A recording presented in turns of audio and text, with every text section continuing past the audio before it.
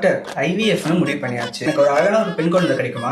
அதெல்லாம் இல்ல, எனக்கு பையன் தான் வேணும். பையனா பிறந்த PS6 வேணும்னு கேட்பான். நான் வரதட்சணை கேட்ட PS5 உங்க வீட்டுல ஒண்ணு வாங்கி. இதுவே பொண்ணா இருந்தா சவரன் கணக்குல நகை போட்டு கல்யாணம் பண்ணி கொடுக்கணும். அது உங்களால முடியுமா? Hello, stop. இது என்ன பொண்ணு வேணும் பையன் வேணும்னு அப்படியே போய்கிட்டே இருக்கு உங்களோட சண்டை.